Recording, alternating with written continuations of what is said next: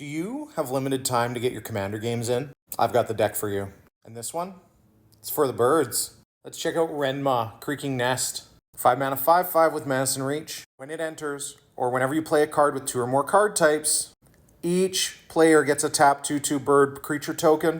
Goad those creatures for the rest of the game. Now, obviously, the deck's got to have some vegetables to get Rendmaw out onto the battlefield fairly early, because we want all our spells creating 8 power worth of birds. Tapped birds, which means they're always going to be swinging at your opponents and taking little chips of damage out of them. Now we need to be playing cards that have 2 card types or more, but that means we get to play stuff like Memnite, which instead of being a 0 power 1/1, it's a 0 power bring 9 power onto the battlefield. So even if this is in your opening hand, you're going to hold it. You're not going to play it right away. We also have tons of lands now that have 2 card types. So we got Vault of Whispers and Tree of Tales, our artifact lands. We got Dark Moss Bridge and Valgavoth's Lair. We also have Urza's Saga. Now, the only way these won't trigger Rendmaw is if you crop rotation for them, because then that land entering the battlefield wasn't played. So just keep that in mind. We're also playing the only 2 enchantment artifacts that we could play in the deck. I mean, there's only 5 of them anyways, but we are playing Bow of Nylea and Whip of Erebos. The bow's okay, but the whip is great, I assure you. We have tons of other creatures that are artifact creatures, like Haywire Might and Hope of Girapur. Who doesn't want a legendary Thopter that brings 8 more power with it? Now, your green deck, you might be thinking, I should be playing Eternal Witness. You could do that. Or you could play Gloom Shrieker, because now it's an enchantment creature. That's going to get you a card back. And sure, you can't repeatably use it, but that's okay. What if we played Springheart Nantuko?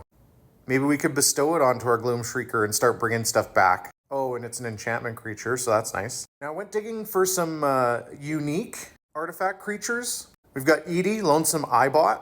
You're going to get a swarm of birds too, so I think this is a good fit. It's going to slowly get some quest counters, and eventually you're going to sacrifice it and draw a ton of cards. Speaking of drawing cards, let's talk about Pygmy Kavu. We've got lots of ways in green to draw 5, 6, 7, 8 cards in one burst, but I can guarantee you, when you play Pygmy Kavu in this deck, it very likely is going to draw you 15, 20, 25 cards for 4 mana. Because all you've done is give everyone birds that don't attack you. So make sure you get this awesome, awesome card from over 20 years ago. A little more card draw for us. We're going to play Species Specialist. This is one of the more expensive cards in the deck for sure. But those birds are going to die. People aren't going to want them attacking or hitting them. So we might as well draw cards when that happens. At some point, it's going to be you and one more person left over, and those birds are going to have to start attacking you. So we're going to play another artifact creature that helps with that.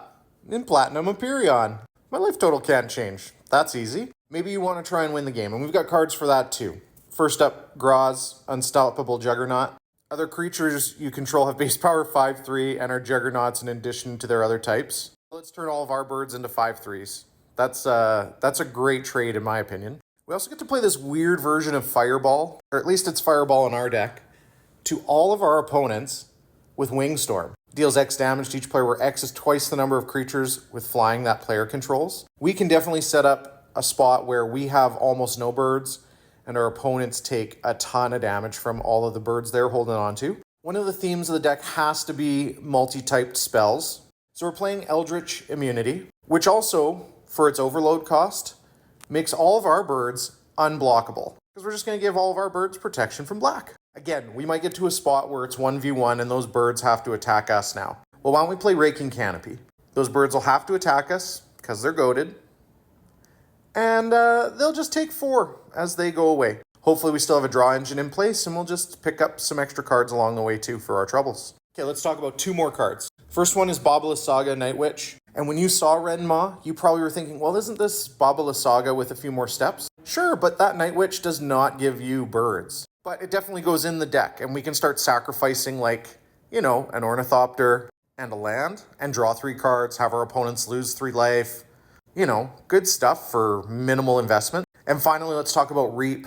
For 2 mana, we're going to get back tons of cards, because target opponent is definitely going to have a lot of black permanents on the battlefield. So Rendmaw really activates a lot of cool things from Magic's history, and it makes you do a real deep dive for cards with multiple types on them. Back in the day, there were tons of color hate cards, and we can look for those so that green things give us black value.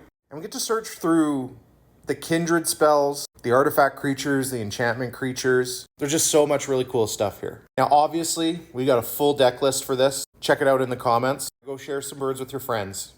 Hope this helps.